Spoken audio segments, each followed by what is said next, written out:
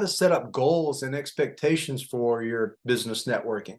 Just like with, website traffic, or how many people come in your door on a promotion and things like that. We need, if we don't set any goals or expectations for our business networking, how do we know it's actually working? Or what do we know? How do we know what to change about it in order to make it work if we're not tracking anything? So we're going to start off with Drew Rutherford from Transworld to kind of kick us off on this topic of goals and expectations. Great question. I think depending on where your business is in the trajectory and the life cycle of your business, these things may look very different. When you're starting out, for me, I started out and networking was just a way to let people know, hey, I do this thing. Now it's more focused on, I want referrals, I want meetings, I want to build relationships with other referral partners and contacts that can help me meet my client. So I think the big things that are important here is you have to measure all these things. If you're going to set a goal, it needs to be measurable and achievable. And you've got to be able to look back 6 months later, 12 months later and say, I didn't come close, or I far exceeded, or I'm right about where I thought it was. You've got to measure these things. So I think it looks different depending on where you are in the life cycle of your business. And it's important to think about that when you're picking a networking group. Is it one that's going to bring me a lot of referrals? Is it one that's going to put me in front of a lot of people? Or is it a more intimate small group thing? Which one works best for where you are in your business today?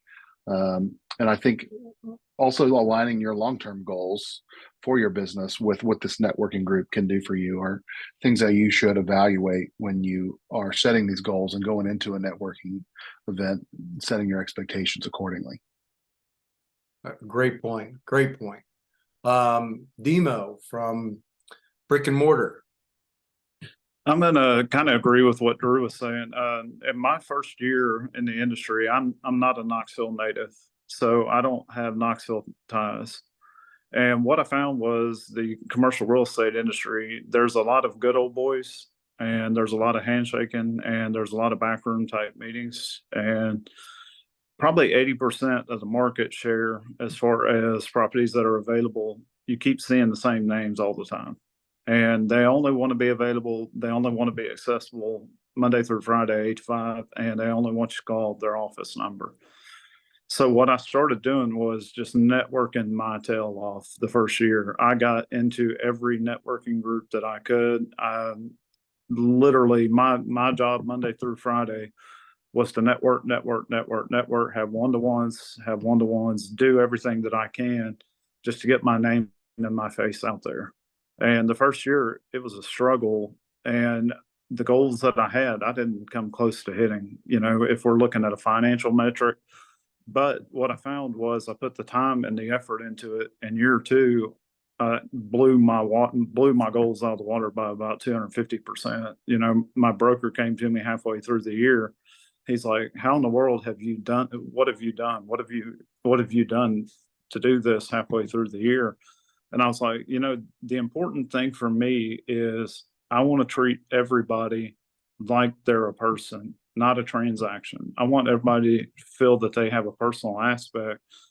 And for me, the goal is to touch as many people as I can in my industry and give them personal service. Every one of my clients has my cell phones. Every one of my clients knows they can call me, they can text me, they can reach out to me. And what that has helped me do is understand that instead of focusing on financial goals like I did year one, which I missed terribly, but understanding that if I focus on the number of people I want to touch over the course of a year, that's what is going to pay off in the long run. That's a great point. You guys familiar with like 40X, 4 Disciplines of Execution? Have you guys ever come across that? It's one of my favorite ways to think about goals and goal setting. They start with something they call a WIG, wildly important goal of what's your big goal. But then they use something called lead and lag measures, right? And so a financial goal would be a lag measure, and a lead measure would be how many networking events do I go to? How many one-to-ones do I have? Like things that are within your control. And then by doing those things, your lag result will be your financial result. So when you're thinking about, business networking, you know, it's tough to say, it's like, oh, I want to make X dollars or whatever. You don't have any control over that, right? So what do you have control over?